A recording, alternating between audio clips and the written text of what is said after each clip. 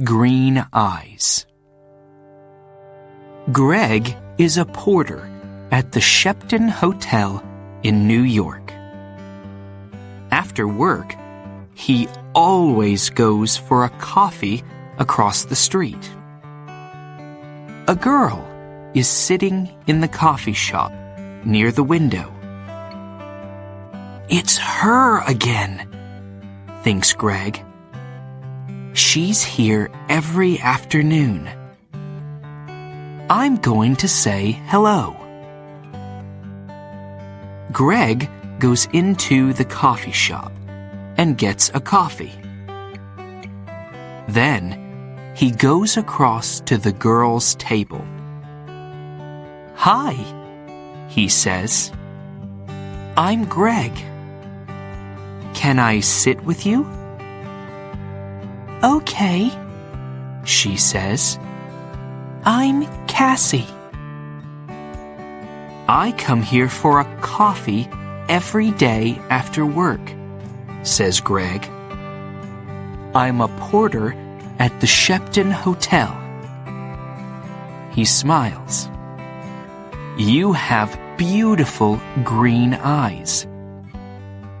"Have I?" she says. She doesn't smile. "Is something wrong, Cassie?" he asks. "You don't look very happy." It's nothing," she says. "Tell me," says Greg. "Maybe I can help." "Well," she begins. "Go on," says Greg. "My stepfather is staying at the Shepton Hotel," she says. "He has my sketchbooks. I'm an artist. When I ask him to give them to me, he says, 'No, I want you to come back home to Boston.' But I don't want to go back to Boston. He's not nice." "How long is he going to be at the hotel?" asks Greg. 2 more days, says Cassie. He's in room 724. "Maybe I can get the sketchbooks for you," says Greg. "Maybe I can get into his room." "Can you?" she says. "Meet me here tomorrow afternoon at 4:30, says Greg. "Okay, thank you," says Cassie. "Thank you very much." She looks at her watch. "I've got to go now. See you tomorrow." When Cassie gets back to her hotel room, she makes a telephone call.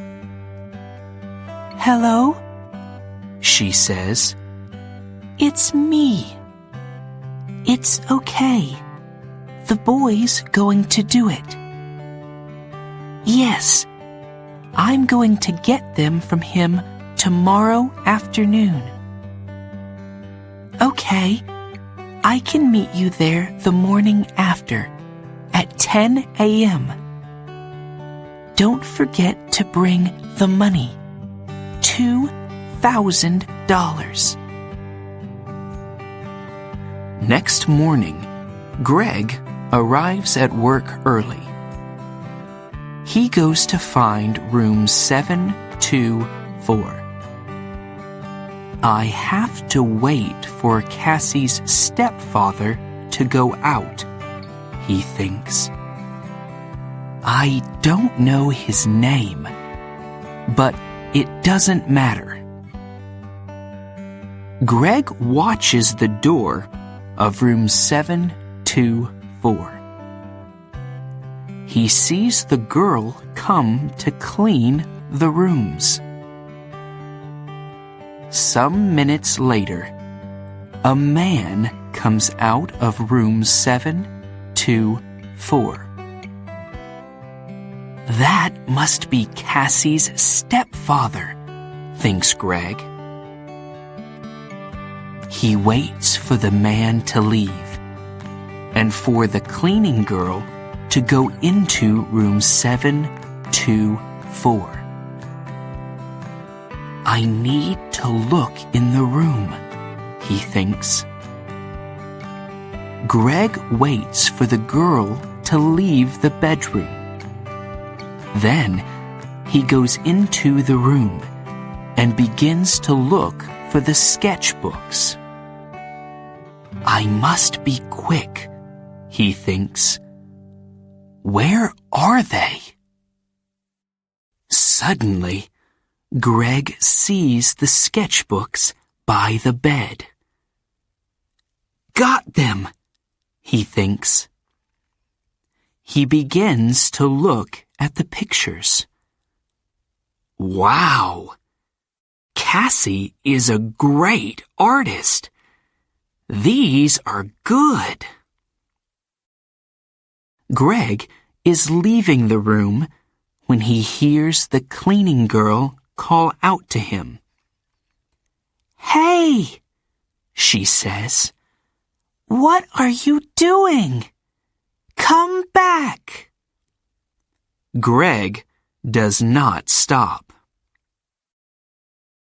Greg finishes work that afternoon and leaves the hotel through a door in the next street.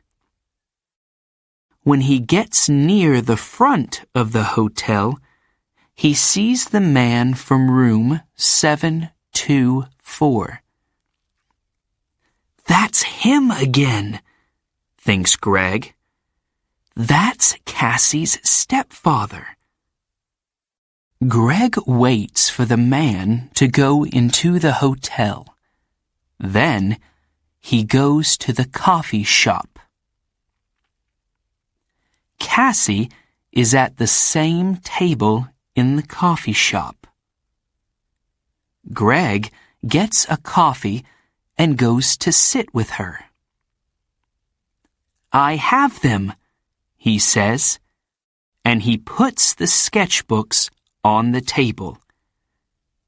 That's great, says Cassie. How can I thank you, Greg? You can meet me later, he says, after I go home and change out of my porter's uniform. I'm sorry, Greg, says Cassie. I can't tonight. Maybe tomorrow night. Okay, says Greg. Tomorrow night. We can get something to eat first. Yes, okay, says Cassie. I have to go now, but meet me here tomorrow evening at 6 o'clock.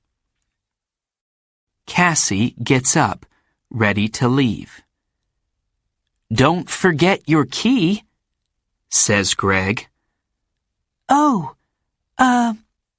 thanks, says Cassie. She takes it from him quickly. See you tomorrow. Greg is finishing his coffee when he sees his friend, Mike. You're in trouble, Greg, says Mike. Jake Russo's sketchbooks are not in his room.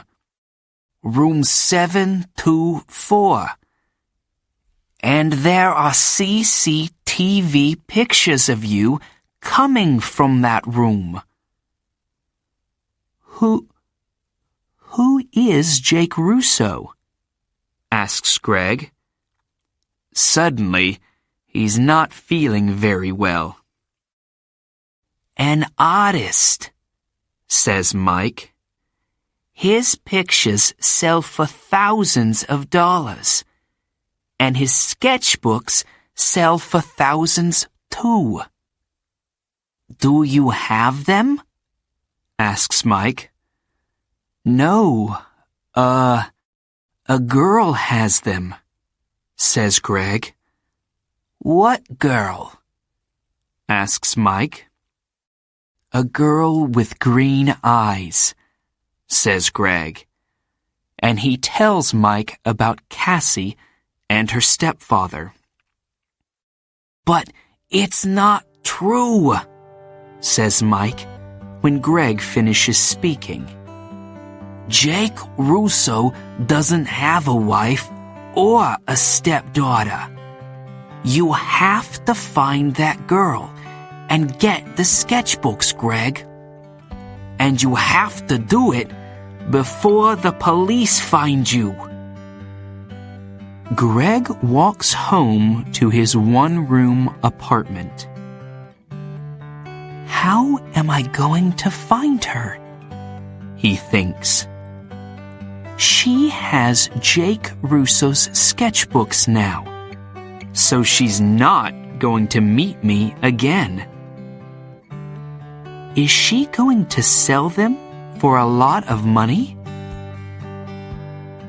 There is a police car in the street, next to Greg's apartment. Oh no! He thinks. They're waiting for me. I can't get into my apartment now. That night, Greg sleeps on a train in the subway. But early the next morning, "Hey, you," says a man. He's the subway cleaner. "Get up. You can't sleep here all day." "Sorry," says Greg. People are arriving to get their trains now.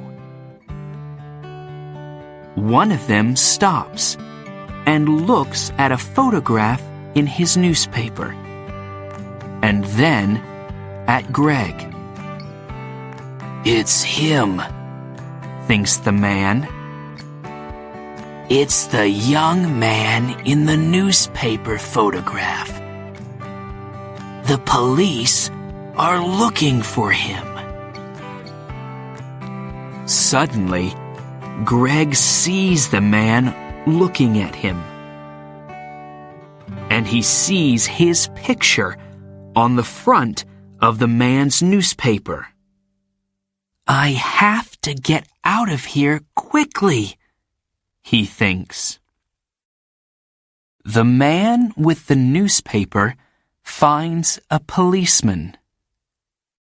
It's him, he tells the policeman.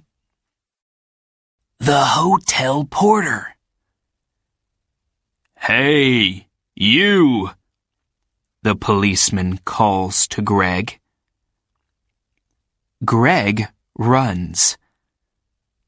Stop, calls the policeman. Greg doesn't stop. I have to get out of this uniform, thinks Greg. People know I'm the porter. Maybe Mike can give me something different to wear. When he gets to Mike's apartment, Mike opens the door. I need something to wear, Greg tells him. I can't go back to my apartment. My picture's in the newspaper, and... Yes, I know, says Mike. It's okay. Come in. Where's the girl? Asks Mike. Do you know? No, says Greg. What can you remember about her?" says Mike. "There must be something to help you find her." "Yes," Greg says suddenly. "Her key! A key to a room in the Dolphin Hotel. It's a small, cheap hotel near 42nd Street. She must be staying there." "What's the time?" "Nearly 9 o'clock, says Mike. "Maybe she's there now," says Greg. "I have to go." "Thanks, Mike." 20 minutes later, Greg is near the Dolphin Hotel. "Am I too late?" he thinks. Suddenly, Greg sees Cassie come out of the hotel. "Cassie!" he calls. "Wait! I have to talk to you." Cassie sees him, but she doesn't stop. There is a car waiting for her. She says something to the driver and gets into it quickly. "Oh no!" says Greg. "Pier 83, says an old man in the street. Greg looks at him. "What?" "The girl is going to Pier 83, West 42nd Street, for the Circle Line boat," says the old man. Greg smiles. "Thanks," he says. And he begins to run. Greg runs all the way to Pier 83. People are getting on to the boat, and he gets a ticket. On the boat, Greg looks for Cassie. But a woman with a newspaper is looking at him. "It's the young man in the picture," she tells the man with her. "Call the police, Eddie." The man gets his phone and calls the police. Some time later, Greg sees Cassie. She is talking to a man. But Greg does not see two policemen get on the boat. They quickly find Greg. "Where are Jake Russo's sketchbooks?" the first policeman asks him. "I don't have them," says Greg. "You don't want me. You want her. She has the sketchbooks." "Hey, look! He's right," says the second policeman. The two policemen move quickly to Cassie and the man. "I don't understand," says Cassie. "How?" "The two of you are coming with us," says one of the policemen. "You're in trouble." Later, Greg and a policeman take the sketchbooks back to the hotel. Jake Russo is very happy to see them again. I'm sorry, Mr. Russo, says Greg, and tells him everything. It's okay, says the artist, smiling. But stay away from girls with beautiful green eyes.